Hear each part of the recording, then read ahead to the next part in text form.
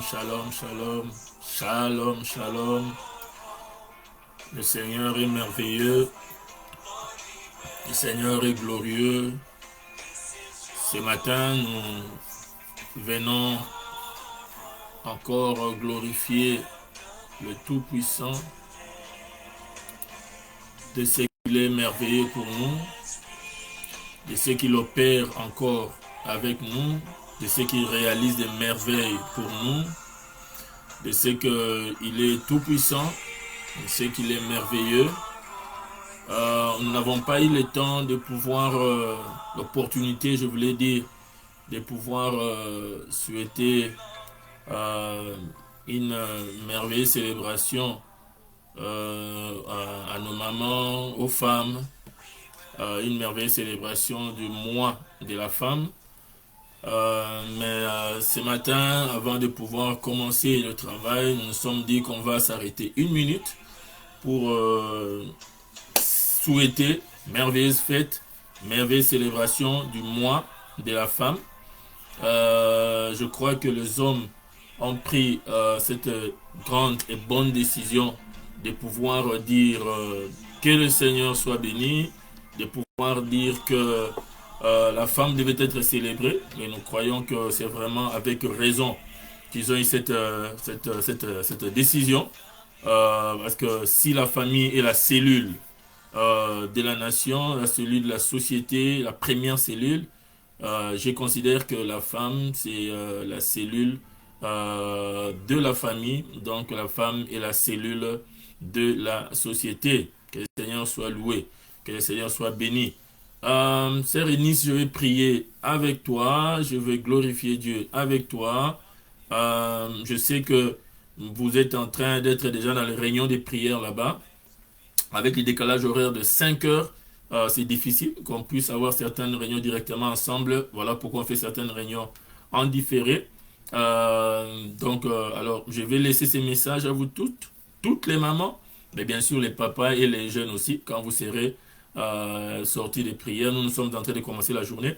Vous allez suivre ces messages. Je vais prier au nom de Jésus-Christ. Père de gloire, je te bénis, je te glorifie, je te magnifie pour cette assemblée. Je te bénis, je te magnifie pour ces enfants qui sont là, éternel Dieu, tes enfants. Je vais bénir leur vie, je vais bénir, éternel Dieu, Père de gloire, leur maison, je vais bénir leur nation, je vais bénir leur plan, leur programme d'aujourd'hui, je vais bénir tout ce qu'ils ont à faire. La Bible dit que toi, l'Éternel, tu béniras l'œuvre de nos mains. Tout ce que nos mains entreprendront, la Bible déclare que cela sera béni et connaîtra la prospérité. Seigneur, qui est la prospérité dans la vie de tes enfants, qui est la prospérité dans la vie de tous ceux et celles particulièrement qui suivront ces messages de là où ils sont actuellement. Éternel, que l'honneur, la gloire te reviennent. Je magnifie ton nom et j'anéantis tout ce qui n'est pas de toi, tout ce qui est contraire à ta volonté, tout ce qui est contraire, éternel et Dieu Père de gloire, ce que tu as planifié aujourd'hui pour tes enfants au nom de Jésus-Christ. Que Jésus-Christ soit glorifié, que Jésus-Christ soit élevé. Dans le nom glorieux et puissant de Jésus-Christ, cher Saint-Esprit, le roi à Kodesh, l'Esprit puissant, l'Esprit grand, l'Esprit géant, viens nous conduire pendant ces moments afin que tes enfants bénéficient totalement et complètement, éternel, de ce qu'ils ont besoin, bénéficient totalement et complètement de ce qu'ils attendent de recevoir cette journée. Que les cieux s'ouvrent, que les nuits s'ouvrent, que les nuées se rapprochent de tout un chacun de tes enfants et que la grâce soit bénie.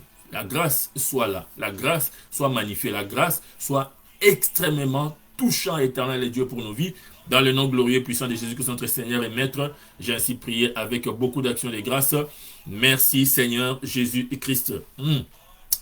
Voilà, donc je disais que je vais vous laisser ces messages. Vous êtes sûrement déjà en réunion de prière et vous allez les prendre. Donc je souhaite déjà en entrant de jeu glorieuse et merveilleuse mois de la femme à toutes les mamans dans le monde entier, à toutes les femmes dans le monde entier. C'est pour les femmes, particulièrement aux chrétiennes, que le Seigneur vous bénisse beaucoup. Parmi les chrétiennes, les mamans combattantes, que Dieu vous bénisse beaucoup. Parmi les mamans combattantes, les mamans de la cité des refuges, que Dieu vous bénisse beaucoup.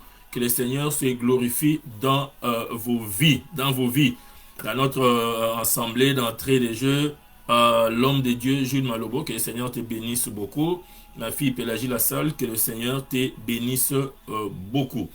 Ce matin, ou cet après-midi là où vous êtes là-bas, j'aimerais juste faire un petit commentaire par rapport au message puissant que nous avons reçu les dimanches passés pour introduire ces mois de la femme, ces messages qui ont été donnés par Maman Israël Okanga. J'ai vu beaucoup de retours, j'ai reçu beaucoup de retours de la part des enfants de Dieu qui ont été bénis, des enfants de Dieu qui ont reçu ces messages avec ardeur. Le berger Patou, à partir de Brazzaville, que je l'ai écouté en train de parler avec sa mère spirituelle au téléphone en disant: Maman, j'étais béni par ces messages-là, alors que c'est un homme. Donc, si un homme est béni par les messages qui étaient directionnés pour les femmes, donc c'était vraiment une grande bénédiction, Patou. Que Dieu te bénisse et que le Seigneur fasse encore beaucoup avec toi et dans ta vie.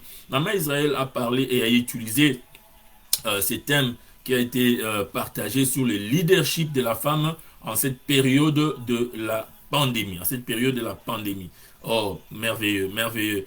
Quand la femme parle, on est béni. Quand la femme parle, on est... Parce que la femme parle avec son cœur. Hein. Mais nous, les hommes, quelquefois et plus souvent, nous parlons avec notre tête. Voilà. Moi, mon ministère a pris même source par les femmes. Mon ministère a grandi par les femmes. Mon ministère continue à se maintenir par les femmes. Et je suis très reconnaissant.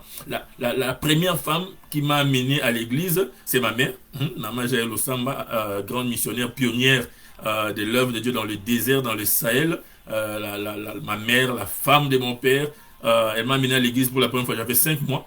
J'avais 5 mois amené à l'église. C'était l'église catholique où j'ai été baptisé par aspersion. Voilà. Il y a des gens qui n'aiment pas parler du baptême qu'on parle de l'aspersion.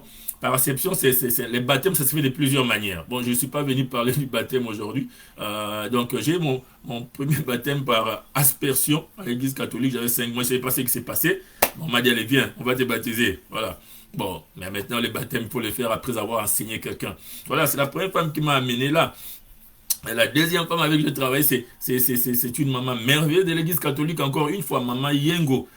Tous les amis de Kingabwa qui suivront ces messages, Maman Yengo sur la avenue de l'Ouest, une femme très charismatique. C'est là où j'ai compris que l'église catholique, c'est une source des connaissances aussi. Voilà, toute œuvre humaine a des petites déviations, mais avec l'église catholique par Maman Yengo, j'ai appris à connaître la personne de Jésus-Christ à un certain niveau, parce qu'après, je suis passé à un autre niveau. J'ai appris à connaître Jésus-Christ par Maman Yengo à l'église catholique, j'avais 10 ans, j'ai béni Dieu pour cette femme. À 14 ans, je connais une autre femme, mais sur le plan ministériel, après avoir reçu Jésus comme Seigneur et Sauveur à l'église Fepako aujourd'hui, Fepaza à l'époque, nous avons Malam, du pasteur Alexander Aydin Abal, après avoir reçu le Seigneur Jésus-Christ. N'est-ce pas merveilleux qui était dans cette église-là, qui était déjà une mère pour moi, la femme de mon oncle de Rez Mémoire, le tout-puissant, très puissant, excusez-moi, je voulais dire très puissant, enseignant, homme de la parole, Papa Ézéchiel Onasambi Olangi. J'ai connu sa femme dans le ministère, dans l'œuvre de Dieu, je voulais dire, maman Olangi, en fait pas contre Malamu, mais déjà à 3 ans, elle changeait mes culottes, elle changeait quand elle est venue passer ses vacances à Kinshasa, dans la maison de la petite sœur de son mari. Il y a 14 ans, j'ai fait une première mission avec elle, à Brazzaville. J'ai déjà parlé de ces missions, je ne vais pas entrer dans le détail en ces lieux. À mes 15 ans, maman m'a amené dans une église, l'église Haïfa, où j'ai vécu la puissance de la main de Dieu, avec une servante de Dieu très puissante aussi, des restes mémoire, que le Seigneur a repris dans sa félicité, Maman Toumba, très très très puissante femme, qui a encore impacté mon ministère. À 17 ans, la même maman là, il m'a amené dans une autre église, une de ses amies toujours, Miedek, chez maman Angèle Tibola, une femme très puissante qui est aussi rentrée aussi dans la félicité. Dieu soit loué, c'est qui a impacté mon ministère. Dieu les a repris et je bénis le Seigneur pour cela. Voilà, des femmes qui ont décidé de pouvoir apporter l'évangile, qui ont décidé de pouvoir amener l'évangile plus loin, qui ont décidé de pouvoir présenter la personne de Jésus-Christ. Il y a une femme qui est entrée dans ma vie. Je l'ai connue, j'avais 10 ans à l'église catholique. On est devenus très amis à 18 ans et nous sommes avancés dans nos fiançailles. Aujourd'hui, 20 ans, nous sommes mari et épouse. Voilà, ma très glorieuse Mamie La Grâce Israël Lokanga. Donc je vais parler du message. Mamie a parlé le dimanche passé de ce leadership que la femme doit avoir en ces temps de la pandémie. Alors, elle avait utilisé le passage de Matthieu chapitre 25. On va aller directement dans cela. Matthieu chapitre 25, le verset 1er jusqu'au verset 23, avec le légendaire passage de Proverbes. Mais là, je vais prendre le livre de Matthieu chapitre 25, verset 1 à 13. Comme ça, je ne vais pas vous prendre beaucoup de temps. La Bible dit ceci. Alors, le royaume des cieux sera semblable à 10 vierges qui, ayant pris leur lampe, allèrent à la rencontre de l'époux. 5 d'entre elles étaient folles et 5 sages. Verset 3. Le folle, prenant leur lampe, ne prit point d'huile avec elle. Mais les sages prirent avec leur lampe l'huile dans les vases. Comme l'époux tardait, toutes s'assoupirent et s'endormirent. Toutes les 10 s'assoupirent et s'endormirent. Au milieu de la nuit, on cria, voici l'époux. Allez à la rencontre, allez à sa rencontre. Alors toutes ces vierges se réveillèrent, préparèrent leurs lampes. Les folles dirent aux sages, donnez-nous de votre huile, car nos lampes s'éteignent. Ils ne sont pas éteints, ils s'éteignent. Les sages répondirent, non, il n'y en aura pas assez pour nous et pour vous. Allez plutôt chez ceux qui en vendent et achetez-en pour vous. Pendant qu'elles allaient en acheter, l'époux arriva. Celles qui étaient prêtes entrèrent avec lui dans la salle des noces et la porte fut fermée. Plus tard, les autres vierges vinrent et dirent, Seigneur, Seigneur, ouvre-nous.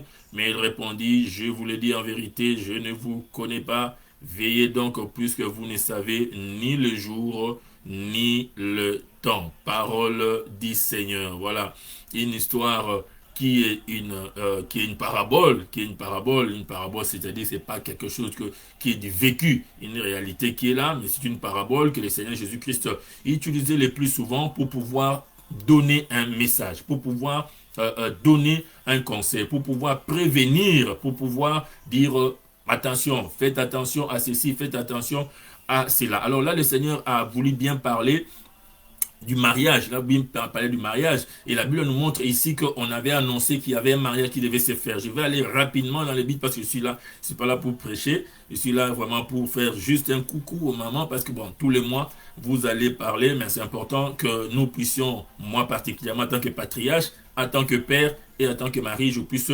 venir jeter un petit mot, faire un petit coucou pour voir comment vous donnez des fenêtres, vous donnez des couloirs dans tout ce beau travail que vous êtes en train de faire. Alors, dans cette histoire, j'aimerais déjà lever un équivoque très rapidement. La Bible parle de 10 femmes, 10 vierges moros, vierges moros, c'est-à-dire quelqu'un qui n'a pas encore connu d'homme, mais préparé à pouvoir en faire. Et la Bible parle de l'époux aussi qui devait venir. Voilà. Alors, l'équivoque déjà ici, c'est de pouvoir faire attention quand on parle de ces 10 vierges sages et folles. Ce sont des personnes qui devaient accompagner la mariée pour le mariage avec le mari. Donc, ces vierges n'étaient pas les femmes de l'époux. Parce que vous savez, quand le Seigneur donne ces paraboles, il parle du mari, c'est-à-dire il s'agit de lui. Et quand dans le mari, il y a l'époux, c'est-à-dire l'épouse, c'est-à-dire c'est l'église. Vous savez, beaucoup de fois, il a parlé de ça dans la parole de Dieu.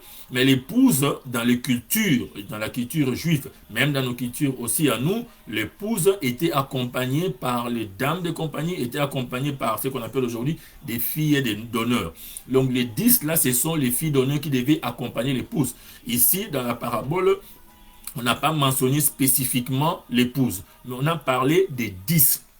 Donc, quand le Seigneur donne une parabole, il veut se focaliser dans un message. Il veut parler de certaines personnes. Alors, ceux de qui il ne veut vraiment pas parler, il ne va pas trop insister, il ne va pas trop rester là pour pouvoir parler d'eux. Il ne va pas trop insister, il ne va pas trop rester là pour parler d'eux. Alors, ici, il s'est focalisé sur le 10 filles d'honneur, les 10 filles des compagnies, qui ne sont pas les femmes de l'époux, qui ne sont pas les femmes de l'époux. Parce que le Seigneur Jésus-Christ, dans sa vision des faits, il était contre la polygamie. Voilà, quand lui est venu, l'Ancien Testament c'était fini. L'Ancien Testament c'était classé. C'était classé. Pour le Seigneur Jésus-Christ, une femme et un homme. Vous vous rappelez d'un livre de Matthieu, chapitre 19, versets 3 à 9, il dit, la Bible dit, les pharisiens l'abordèrent et dirent, pour l'éprouver, est-il permis à un homme de répudier sa femme pour un motif quelconque?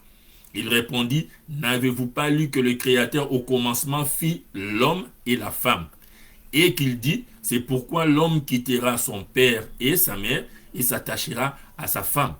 Et les deux deviendront une seule chair. Donc, il n'y a pas un homme avec 10 femmes, il n'y a pas un homme avec 2 femmes. Non, les deux deviendront une seule chair. Ainsi, ils ne sont plus deux, mais ils sont une seule chair, l'homme et la femme. Donc, l'homme ne sépare pas ce que Dieu a joint. Pourquoi donc il dit, Moïse prescrit de donner à la femme une lettre de divorce et de la répudier. Il leur dit, c'est à cause de la dureté de votre cœur que Moïse vous a permis de répudier vos femmes au commencement. Il n'en était pas ainsi. Je vous le dis, c'est lui qui répudie sa femme, sauf pour infidélité, et qui en épouse un autre, commet un adultère. Donc, vous voyez ici, le Seigneur parle de l'homme, de la femme, de l'homme, de la femme. Il ne parle pas de l'homme avec les femmes. Donc, dans sa parabole, il ne pouvait pas parler d'un homme avec 10 femmes. Donc, il s'agit des filles d'honneur. Il dit même dans le livre d'Apocalypse, chapitre 19, verset 7, la Bible dit, « Réjouissons-nous et soyons dans l'allégresse et donnons-lui gloire, car les noms de l'agneau sont venus et son épouse s'est préparée. » Et dans le verset 20, chapitre 21, verset 2, « Je fis descendre du ciel auprès de Dieu la ville sainte, la nouvelle Jérusalem, préparée comme une épouse qui s'est parée pour son époux. » Donc le Seigneur parle d'une femme. Alors il y a une femme, la mariée, dans cette histoire de Matthieu chapitre 25, mais le Seigneur ne le fait pas ressortir parce que c'est une évidence que c'est une église. Et que le 10, ce sont les communautés parallèles, les Juifs anciennes, des gens qui étaient encore dans l'ancienne alliance, à qui le Seigneur voulait enseigner qu'il était temps qu'ils puissent se préparer pour qu'ils puissent se rapprocher d'eux. Alors, les 10 vierges qui sont les filles de compagnie, on est très clair là-dessus, qui sont les filles d'honneur, on est très clair là-dessus, ils devaient accompagner leurs sœurs. C'est comme ça qu'ils faisaient. Ils faisaient, vous savez, même dans la coutume en Afrique, la femme mariée, on les cache, les filles, ses amis l'entourent pour que l'on vienne trouver quelle est la femme. C'était ces femmes-là. Et c'est à ces gens, c'est ces femmes-là que le Seigneur voulait donner des messages. Donc, les filles d'honneur, c'est les filles de compagnie. Moros, il faut que je précise le mot, c'est qui est différent de l'épouse alliée toujours à la femme. Donc les folles font l'apparence de réserve, ils font l'apparence de pouvoir prendre quelque chose avec eux. Toutes les 10 avaient des lampes, toutes les 10 ont préparé des lampes, mais les 5 qu'on appelle des folles n'ont pas préparé l'huile avec eux.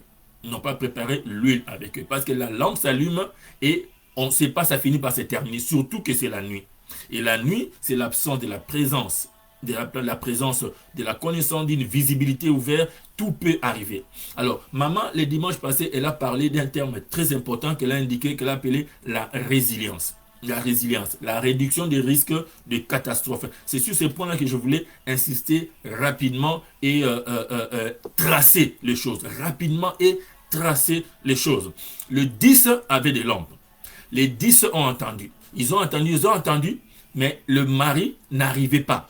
À un certain moment, on lança, la Bible dit que le mari est là, allez à sa rencontre. Ce qu'on est en train d'attendre, bien aimé, et même Jésus vous a dit, on ne connaît ni le jour ni l'heure. Ce que vous êtes en train d'attendre, ce que vous voulez recevoir, vous l'avez. Vous l'avez. Papa Paul Soumbou, ce que tu attends de Dieu, tu l'as. Dans la ville de Dakar, là où tu te trouves là, c'est que Dieu t'a promis est là. Et ça s'accomplira certainement. Mais maintenant, est-ce que nous sommes en état d'éveil? Est-ce que nous sommes en état d'attente? Voilà là où ma chère épouse a dit dans son message qu'il y avait des termes très importants qui devaient accompagner notre attente. dans le cas de la réduction des risques de catastrophes. Elle a parlé de la résilience des risques de catastrophes. Il y a des termes qu'elle a utilisés comme l'alerte précoce, comme la préparation aux catastrophes et la réduction des catastrophes. Le Seigneur ne fait rien sans prévenir ses enfants.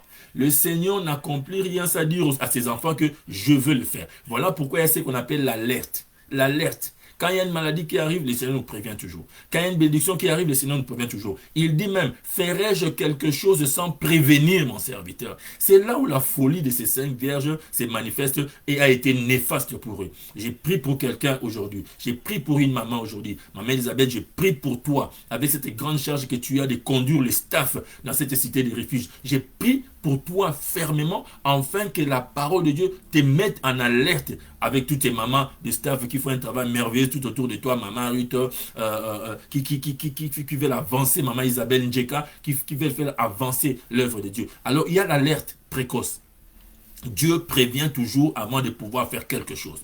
Qu'on soit folle, qu'on soit sage, le Seigneur est le même pour tout le monde. Alors, on les a prévenus que les maris devaient arriver, mais les sages avaient non seulement pris la lampe, mais ils ont pris aussi l'huile. L'huile, c'est la réserve onctionnelle. La lampe, c'est le Saint-Esprit. Tu as le Saint-Esprit, tu as le Saint-Esprit avec toi, mais il y a la réserve onctionnelle que le Seigneur réserve par la connaissance, afin de faire que la lampe qui est le Saint-Esprit reste toujours allumée. Et il est écrit, dans le temple, le feu ne devait pas s'éteindre. Dans le temple, le feu devait être toujours là, présent. Et qu'est-ce qui devait faire que les arrive, c'est l'onction de Dieu, cette puissance créatrice, cette puissance d'innovation, cette puissance de créativité. Et j'ai prié pendant ce mois que nous puissions avoir des mamans, que nous puissions avoir des filles qui sont créatives dans ce qu'ils sont en train de faire. Alors, il y a l'alerte précoce, mais il y a la préparation aux catastrophes. Les femmes sages étaient préparées aux catastrophes, étaient préparées aux dangers, étaient préparées aux risques. Qu'est-ce qu'ils ont fait? Ils sont allés prendre l'huile avec eux. Bien aimé, nous sortons les matins, comme moi je suis en train de commencer mon travail à la maison maintenant. Bon, maintenant on va plus au bureau. Bien aimé, on commence la journée avec des personnes. Le soir, quand ça arrive, chacun rentre chez lui. Tu ne sais pas ce que l'autre est en train de faire. Tu ne sais pas ce que l'autre... On vit souvent dans l'esprit des groupes. Ah, la fête, ça va aller, ça va chauffer, les choses vont arriver. Mais quand nous nous séparons, chacun prend sa direction. Quand nous nous séparons, chacun prend sa voie. Quand nous nous séparons, chacun... chacun prend un temps où il va dans son intimité avec Dieu. Et cette intimité est grande. Et cette intimité pouvoir entrer dans... Chacun entre dans ce que moi j'appelle le sanctuaire. Les sanctuaires. Les sanctuaires. Oui, les sanctuaires. Le soir, chacun rentre dans son côté.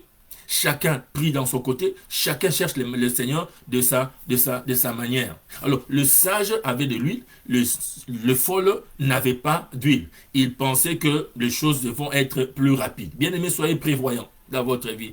Écoutez, lorsque vous avez 2 minutes, allez dans la prière. La semaine passée, j'étais en train de dire à l'équipe de Nouakchott, quand je parlais avec vous, je vous ai dit que la prière, ça marche toujours.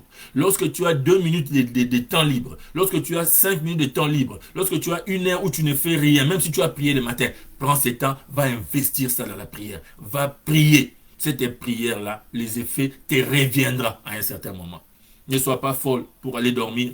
Ne sois pas folle pour aller te coucher. Ne sois pas folle pour aller t'amuser. Faites le réserve. Il y a des choses à faire qui est important, mais faites de réserve. Faites la réserve. Il y a un homme de Dieu que j'aime bien, J.P. Muganza, qui me disait quand on était encore enfant, je vais dire, avec la jeunesse chrétienne combattante, il me disait, Israël, tu sais, la prière, c'est comme si tu prends une pierre, tu poses sur le frein, tu accélères. Quand tu lèves la pierre, tu laisses la voiture, ça file du coup, comme il faisait. C'est exactement ça. Bon, il me parlait de quelque chose, à moi il parlait, moi qui suis un scientifique, la fusée fait la même chose. L'accumulation d'énergie, le jour ou l'heure où on a besoin de cette énergie, quand on lance, personne ne peut arrêter. La prière, c'est faire des réserves d'énergie pour atteindre les niveaux où tu dois être, où tu vas te positionner. Oui, évangéliste Paul Sumbu, c'est vrai que je suis dans une place de gloire où Dieu est en train de pouvoir t'attendre toi aussi, parce qu'il y a une mission pour toi. Quelque chose arrive pendant qu'ils sont en train d'attendre les maris, tout le monde s'assoupit, tout le monde dort. Ils dorment tous. Pourquoi? Parce que la chair est faible. L'esprit est disposé, mais la chair est faible. Tu pourras te reposer que lorsque tu as fait une bonne préparation des risques. lorsque tu as fait une réserve. Ne dors jamais si tu n'as pas réservé de l'onction. Ne dors jamais si tu n'as pas pris des précautions d'adhérer les promesses de Dieu. Ne dors jamais si tu n'es pas sûr que quand tu te réveilleras, tu auras ce dont tu as besoin pour avancer. Et l'alerte vint, on appela, on leur dit que le mari est là. C'est à ce moment-là qu'ils se mettent debout et que les femmes se rendent compte que les lampes commencent à s'éteindre. La Bible dit que nos lampes s'éteignent. Ce n'est pas nos lampes se sont éteintes. Nos lampes s'éteignent. Donc les lampes étaient encore allumées, mais elles se rendaient compte que ça ne va plus s'allumer pour longtemps. Pour longtemps. Je vais prier pour une maman. Je vais demander à une maman que ta lampe soit allumée pour tous les temps dans ta maison, pour tous les temps dans ta vie. Que ta lampe soit allumée. Amène la prière, amène l'onction, amène l'huile. Mets toujours l'huile, mets toujours l'huile. Les conducteurs de véhicules, j'ai toujours conseillé aux conducteurs de véhicules, il ne faut jamais attendre que l'aiguille arrive jusqu'au rouge pour aller à la station. Tu ne sais pas ce qui peut arriver. Tu ne sais pas quel trafic, quel embouteillage tu peux rencontrer sur les chemins. Il faut toujours faire tout que ton huile soit au maximum au milieu. Je sais qu'ils sont en train de parler à ceux qui sont aux États-Unis, ceux qui sont au Canada, ceux qui sont en France. Je suis en train de parler à ceux qui sont à Nouakchott, ceux qui sont à Kinshasa. Je sais, en Afrique particulièrement, les complications et difficultés que nous avons pour pouvoir mettre les carburants dans la voiture. Mais si tu commences un jour à mettre les pleins et que tu continues à surveiller ton plein, que ça ne dépasse pas les milieux, ça serait une merveilleuse chose. Une merveilleuse chose. Au Canada, ici au nord, il y a des lieux où tu mets la voiture, ça descend, ça dépasse la moitié, même les carburants peuvent geler et ça ne peut plus tirer. Donc ne laisse pas ton réservoir à un quart, à un cinquième. Laisse ton réservoir à la moitié ou fais que ton réservoir puisse être plein. Toujours, que le réserve ne manque pas. Et la réserve principale des vies de prière avec le Saint-Esprit, la réserve principale pour avancer, pour réussir, c'est la prière. Prie toujours. Prie toujours. Je vais dire à quelqu'un, la prière, ça marche. La prière, ça marche. La prière, ça avance. Je vais aller chuter rapidement. Alors, ils vont aller voir leurs amis. Pour dire, s'il vous plaît, donnez-nous un peu d'huile. Deux choses se passent dont maman a parlé et qui a béni non seulement comme il les faisait à partir d'ici à Ottawa, mais qui a beaucoup béni votre équipe de staff au niveau de Nouakchott. Et moi, je vais revenir sur ces deux éléments et vous dire ce que la résilience peut faire dans votre vie spirituelle, vous les mamans, pendant ces mois de mars, qui est le mois qui vous a été dédié. Les amis disent, il leur donne un refus, j'appelle ça un refus positif. J'appelle ça un refus positif. Quand ils vont voir pour dire, s'il vous plaît, partagez avec nous votre huile avec nous. Partagez avec nous votre huile. Les sages leur répondirent, non, il n'y en aurait pas assez pour nous et pour vous. Ils ne les ont pas condamnés. J'aime bien ces femmes. Elles étaient vraiment sages. Des gens comme ça, on ne trouve même pas beaucoup encore dans nos familles. On n'en trouve plus encore beaucoup dans nos maisons. On n'en trouve plus beaucoup dans nos communautés. Quand quelqu'un il a fait une erreur comme ça, quand quelqu'un a fait une faute comme ça, la meilleure chose que nous faisons le plus souvent, c'est le rappeler. Vous voyez qu'est-ce qu'on vous avait dit. Vous, quand on vous dit de prier, vous ne priez pas. Maintenant, ça vous arrive. Qu'est-ce qu'on va faire? Non, on ne peut pas vous donner. Non, on ne peut pas vous donner. Non. Bien-aimés, soyez chrétiens. J'ai toujours dit aux gens, soyez chrétiens. Et je dis même souvent ma grande famille, ma grande communauté ou ma mission, elle s'exerce dans le Sahel. Je dis toujours, soyez chrétiens avant d'être combattants. Soyez d'abord chrétiens. Un chrétien, on le sent même dans sa réponse. Il a tout le droit de pouvoir dire, je ne te donne pas, c'est pour moi. Et c'est un droit. Chacun avait sa lampe. Chacun avait les moyens de pouvoir avoir l'huile. Parce que rappelez-vous, je vais clôturer par là tout à l'heure, ils sont allés chercher à acheter de l'huile. C'est-à-dire qu'ils avaient de l'argent. Donc, ils avaient le 5 sages, ils avaient le droit de pouvoir dire, non, on ne vous donne pas, c'est pour nous. Mais regardez comment ils répondent. Ils disent, non, il n'y en aura pas assez pour vous et pour nous. C'est-à-dire que si nous vous donnons, on sera en cours, nous tous, de l'huile, et nous allons rater de pouvoir faire entrer notre ami qui se marie. On va la faire rater son mariage. Ce qu'on conseille, c'est que allez vous en chercher, pendant que nous allons amener l'ami vers son épouse. On va entrer vers son épouse, et si vous y arrivez rapidement, vous entrez, au lieu que nous tous nous puissions manquer. Dans certaines cultures, surtout dans certaines cultures de mes bien-aimés à partir de l'Afrique, ils exercent la politique de grappe. La politique des crabes, vous savez, la politique des crabes, c'est que nous tous nous perdons, nous tous nous réussissons. Voilà.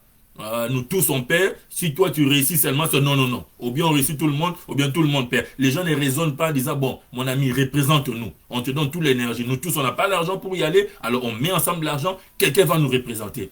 Pourquoi moi je vais cotiser? pour qu'elle puisse être vue. Pourquoi moi je vais cotiser? Pour qu'elle puisse aller. Voilà, j'appelle ça un refus positif. Nous aurons bien voulu, mais il n'y en aura pas assez pour vous et pour nous.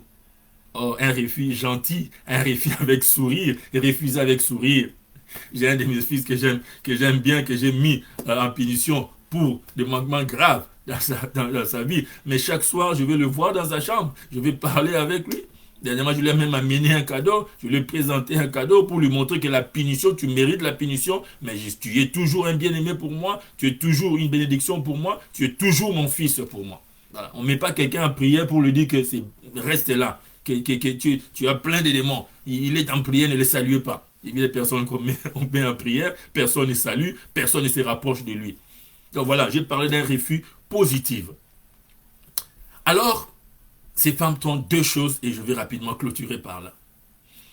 La Bible déclare que pendant qu'elles allaient en acheter, je prends le verset 10, pendant qu'elles allaient en acheter, l'épouse arriva. Je ne vais pas parler de toute cette parabole, parce que c'est une histoire, c'est une parabole que le Seigneur a mise en place pour enseigner, pour donner un message. On peut le continuer, et moi je peux le continuer. Le Seigneur me permet de pouvoir le faire. Pendant qu'ils allaient. C'est la première chose qu'ils ont fait, et c'est ça la résilience. Ma très tendre épouse nous a dit que la résilience, c'était un phénomène psychologique, spirituel, qui consiste pour un individu ou une communauté affectée à un traumatisme, à prendre un acte l'avènement traumatique de manière à ne pas ou à ne plus vivre dans les malheurs, à se reconstruire d'une façon socialement acceptable. Beaucoup d'églises ont été vidées, des sièges des ministères sont vidés, mais moi je vous bénis, vous les mamans des cités de refuge, parce que vous n'avez pas abandonné la maison de Dieu, vous n'avez pas abandonné l'œuvre de Dieu. J'ai béni toutes les mamans servantes de Dieu, serviteurs, servantes de Dieu, ouvrières du Seigneur, dans toutes les églises, dans tous les sièges, dans toutes les permanences où l'œuvre de Dieu est en train de se bâtir, parce que vous vous battez. J'ai vu même des femmes aller parler au gouvernement provincial, au gouvernement fédéral ici, pour que les églises puissent être réouvertes. C'est ça la résilience. Prendre acte de sa situation. Quand on vit une situation difficile, mais on ne va pas baisser les mains. La résilience, c'est rebondir, c'est se reconstruire, c'est dire que je suis dans une situation difficile, mais la pandémie est qu'on a été. La pandémie qu'on a été. Les femmes, ils avaient perdu déjà leur place dans la salle, parce que l'heure était en train d'avancer. Mais la Bible dit, pendant qu'ils allaient, c'est-à-dire qu'ils ont pris la décision, même si on sera en retard, même s'il y aura des problèmes, nous allons chercher cette huile. On reconnaît qu'on a fait une erreur de ne pas faire de réserve, maintenant on s'est mis debout. Au niveau de notre chose, vous avez connu deux confinements, sans salaire pour certaines personnes, sans paiement pour d'autres personnes, mais vous avez dit que nous allons nous lancer. Il y a certains pays en Europe, ici en Amérique, au Canada, pendant le confinement, il y a des prises en charge qui sont données, il y a des prestations, il y a des gens qui ont $2,000 par mois, qui ne travaillent pas, tu es à la maison très calmement là, $2,000 arrivent dans ton compte, 3,000 arrivent dans ton compte, 1,000 arrivent dans ton compte, mais je sais qu'en Afrique c'est difficile. Mais malgré cette difficulté-là, vous prenez le transport, vous dites que l'œuvre de Dieu ne tombera pas. C'est que Dieu a révélé à sa servante heureuse mémoire. Ce message ira très loin. Les musulmans en ont besoin, les Mauritaniens en ont besoin, les Sénégalais en ont besoin, les Maliens en ont besoin, les Nigériens en ont besoin, les Marocains, les Algériens. Maman Honorine t'habite au niveau du Maroc, tu dis que les Marocains en ont besoin. Nous allons déclarer la parole. Et je suis derrière vous par rapport à ça. Que la pandémie ne vous arrête pas. Ces femmes ont dit qu'on a fait une erreur, on reconnaît l'erreur, nous allons. C'est ça la résilience. C'est ça le rebondissement. C'est ça dire que je ne veux pas baisser les mains. Elles étaient quand même folles parce qu'elles n'ont pas fait les réserves. Elles étaient quand même folles parce qu'elles n'ont pas exercé la sagesse de pouvoir dire qu'il faut faire des réserves. Elles étaient folles parce qu'elles faisaient les m'as-tu vu. Elles étaient plus dans la réjouissance, plus dans la fête. Elles étaient folles. Mais quand le problème arrive, elles ont fait un changement de paradigme. Elles ont fait un changement de pensée intérieure. Que pouvons-nous faire dans cette situation? Une personne résiliente se pose la question, que dois-je faire? Que dois-je faire? Et pendant qu'ils allaient, on cria que le mari est arrivé. Pendant qu'ils allaient, que l'épouse est arrivée. Celle qui était prête entrèrent avec l'époux dans la salle de noces. Et la porte fut fermée. La deuxième chose qu'elles ont fait, je vais terminer par là. Plus tard, les autres vierges, c'est-à-dire les 5 folles, ils vinrent et dirent, Seigneur, Seigneur, ouvre-nous. Je ne sais pas, quelqu'un qui a parlé de ces messages. Il a dit, ouvrez-nous. C'est un peu comme au tas de Noé. Porte ses kangamis déjà. Non. Avec Noé, la porte était fermée, fermée, fermée. Et ici, nous sommes dans une parabole. Je reviendrai sur ça. Je reviendrai sur ça. Ouvre. Seigneur, ouvre. Mais c'était déjà fermé. Je vais dire à une maman, là où on t'a dit que c'est fermé, il y a possibilité encore. Là où on t'a dit c'est fermé, il y a possibilité. Rappelez-vous, c'est même Seigneur qui a donné la parabole de ses voisins qui est allé voir son voisin pour demander qu'il puisse vendre le pain. Alors il dit que le voisin unique était déjà dans son lit avec sa femme. Mais il a dit que pour qu'on arrête de le déranger, il est sorti de son lit pour aller vendre le pain et qu'il reste en calme, dans le calme. C'est pourquoi j'ai dit que cette parabole est à continuer parce que c'est une parabole. C'était déjà fermé. Tout le monde était déjà dedans. Le mari était dedans. L'épouse était déjà dedans. Le 5 amis de compagnie sages étaient déjà dedans. Les autres invités étaient déjà dedans. Mais ils arrivent et ils frappent. Vous savez comment quand ils sont arrivés, qu'est-ce qui s'est passé? Il dit que plus tard, les autres vierges vinrent. C'est-à-dire qu'ils ont trouvé l'huile. Ta résilience, ton rebondissement, tes initiatives te fera trouver ce que tu n'as pas. Te fera trouver ce que tu as perdu. N'écoute pas les autres. Parce que les autres pouvaient être entrés là, vous avez déjà raté, il faut abandonner, vous ne pouvez pas faire ceci. Je vais dire à une maman, tu peux faire encore. Pendant ces mois de mars, prends la décision d'être résiliente. Pendant ces mois de mars, mets-toi debout. Mets-toi debout. Que personne ne te dise que tu ne peux pas. Il y a des communautés qui disent que les femmes ne doivent pas enseigner. Moi, Israël, l'apôtre de Patricia, le Thomas Chalia, je te dis que tu peux. Je ne dis même pas que tu peux, tu dois. Quand vous êtes dans une ville comme Nouakchott, vous êtes dans un pays comme la Mauritanie, à Kifa, à Bogué, où les femmes ne parlent pas, où les femmes sont mises en deuxième position, si tu as la parole, que l'homme de Dieu, que la servante de Dieu a mis dans ton esprit par ces messages puissants qui ont été partagés le dimanche passé, tu dois l'utiliser. Vous pouvez le faire. Donc tu n'as pas la formation d'évangéliste pour prêcher, tu peux le faire. Les apôtres n'avaient que 3 ans de formation avec le Seigneur et il a fait le travail que vous voyez dans le monde maintenant. Non, tu n'es pas dans une promotion pour pouvoir encadrer, pour faire ceci. Si tu as la volonté et si tu es sérieux, si tu respectes la parole de Dieu, moi, Israël, je te dis que tu peux le faire. Sois résiliente. Première action, tu dois aller demander l'huile. On les a refusés poliment. Il dit, on n'arrête pas. Deuxième action, ils sont allés chercher l'huile et ils ont trouvé l'huile et ils sont revenus et la porte était fermée. Troisième action, Seigneur ouvre, Seigneur ouvre. Je prie maintenant pour une personne. Je vais clôturer ce moment pour dire à une femme, tu étais folle, mais quand tu as pris la décision d'aller chercher l'huile, tu n'es plus folle. Quand tu as pris la décision d'aller demander l'huile à tes amis qui en avaient, tu n'es plus folle parce que tu sais qu'ils ont l'huile. Je vais dire à quelqu'un, il y a quelqu'un qui a quelque chose que vous n'avez pas. Humiliez-vous, allez demander. Il y a une maman qui a quelque chose que vous n'avez pas. Humiliez-vous. C'est pas parce que vous tous avez reçu Jésus que c'est comme Seigneur et Sauveur que vous avez le même niveau. Le Seigneur a permis qu'il y ait le numéro 1, le numéro 2, le numéro 3. C'est une ouverture que je t'ai fait. Ne pense pas parce que tu as une voiture que tu es le numéro 1 par rapport à la maman qui marche à pied. Ne pense pas parce que tu fais la modération, tu as un micro, tu es le numéro 1 par rapport à la maman qui balaye. Non. C'est question de l'esprit. C'est une question de la force créatrice qu'on appelle l'onction, qui ravitaille l'esprit. Tu connais les balayeuses qui sont plus puissantes dans les choses que les gens qui font les matuvis avec les micros. Mets-toi debout. Mets-toi debout. Il y a quelqu'un qui a quelque chose que tu n'as pas. Va le voir. Sois humble. Va voir cette maman-là. Va voir ce papa-là. Fais la demande. Et le Seigneur t'accordera. Soyez résiliente. Soyez résiliente. Rebondissez. Ça ne te diminue pas d'aller demander. Au contraire, Jésus-Christ a demandé de l'eau à la femme samaritaine. Il nous a montré qu'il était Dieu, mais qu'il était homme, qu'il avait besoin d'eau aussi. Il avait besoin. Non, il voulait donner un message, oui, mais il a choisi pour faire ces messages-là, il a choisi cette voie pour montrer que je peux demander. Sur la croix, il a eu soif, il a demandé l'eau. Vous dites qu'il peut demander. Si Jésus peut demander, maman, tu peux demander. Alors va demander. N'aie pas peur. Va demander. Il y a un manque de nourriture. Il y a les déserts autour de nous. Les marchés ne fonctionnent pas. Les prix sont élevés. Les gens qui sont au Canada, qui sont en Amérique, qui sont en Europe, il y a des petites subventions qui se donnent. Toi, tu n'en as pas. Va demander. J'ai déjà donné beaucoup de témoignages des postes que j'ai occupés avec World Vision, avec IRC, avec les grandes organisations. J'ai obtenu ce que je cherchais parce que j'ai demandé. Je demandais. Elles sont allées demander, donnez-nous l'huile, donnez-nous l'huile. Et les autres, je l'ai dit encore, maman, soyez gentille. Servant Déborah, que le Seigneur te bénisse par rapport à ce que tu accordes et que les hommes reçoivent. Soyez gentils. Ils ont donné une réponse gentille. Non. On aimerait bien, mais nous sommes 5, on en a. On va aller. Soyez résilientes. Ils ont demandé. Première action, je vais terminer encore par là. Deuxième action, quand on le fait les refus, ils sont allés chercher lui. Ils sont sortis, allez en chercher. Si c'est lui qui a, ne donne pas, les portes ne sont pas fermées. Si c'est lui qui a, ne donne pas, les portes ne sont pas fermées. Si papa Israël ne donne pas, il y a un papa Ézéchiel qui est là. Si papa Ézéchiel ne donne pas, il y a un papa Jean qui est là. Si papa Jean ne donne pas, il y a une maman Déborah qui est là. Si maman Déborah ne donne pas, il y a toujours quelqu'un qui sera là. Et s'il n'y a personne qui donne, le ciel va s'ouvrir pour toi.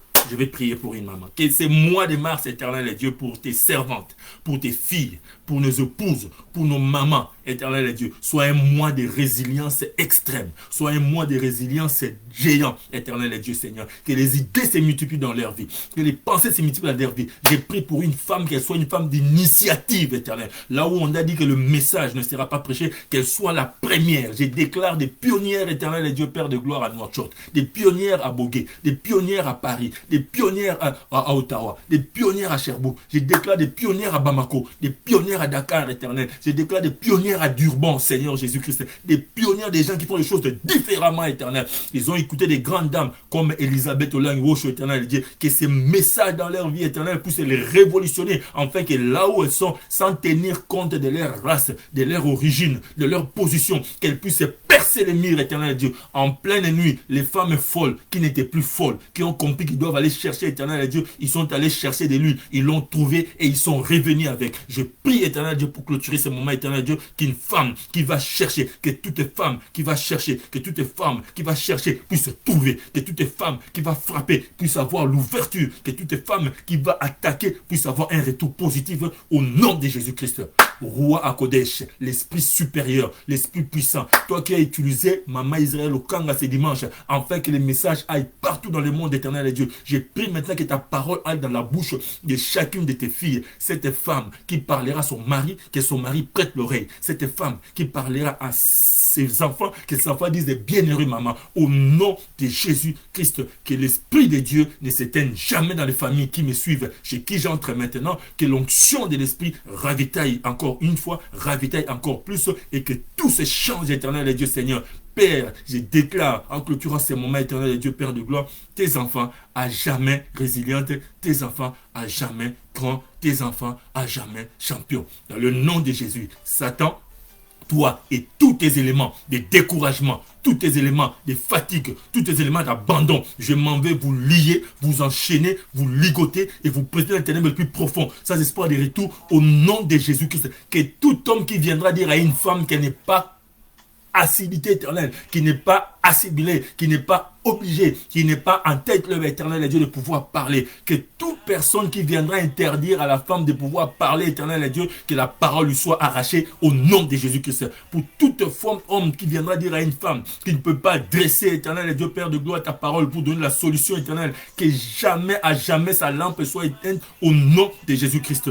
Père de gloire, que le voix de tes filles, que le voix de tes servantes éternelles de Dieu Père à jamais s'ouvre et que le nom de Jésus-Christ soit glorifié dans leur vie. En ton nom glorieux et puissant, j'ai ainsi béni leur vie, j'ai ainsi béni leur maison pour la gloire et l'unique de ton nom.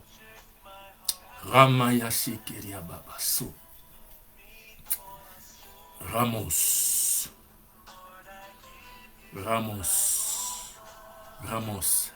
Je vois une armée s'élever là où on n'attendait pas les femmes. Je vois une armée s'élever là où on ne voyait pas les femmes. Je vois une armée s'élever et la mission c'est construire. La mission c'est construire. Le pont est jeté entre l'Afrique du Nord, l'Afrique de l'Ouest et l'Europe. Le pont est jeté entre l'Afrique du Nord, l'Afrique de l'Ouest et l'Amérique du Nord. Le pont est jeté. Les femmes s'élèvent comme une armée. L'armée que la servante de Dieu avait vue. Cette armée est encore là. Des femmes qui se répandent, qui changent de paradigme, qui changent de position, qui changent de décision. Elles étaient liées, elles étaient étouffées, elles ne pouvaient pas parler à cause de la coutume. Même cette coutume qui nous a suivis dans les églises, cette coutume qui nous a suivis dans les ministères, qui nous a suivis pour faire asseoir la femme. Je viens par l'autorité de la prêtrise supérieure, de la sacrificature suprême dont je suis investi, les briser au nom de Jésus-Christ. Mes filles vont parler de Dieu de leur jeune âge jusqu'à l'atteinte de la maturité et de la maternité. Je déclare et je proclame, je décrète vos bouches ouvertes, afin qu'en ces temps de pandémie, Jésus soit prêché. Demeurez bénis dans vos maisons, dans vos lieux d'habitation, maintenant et pour toujours. Gloire à Dieu.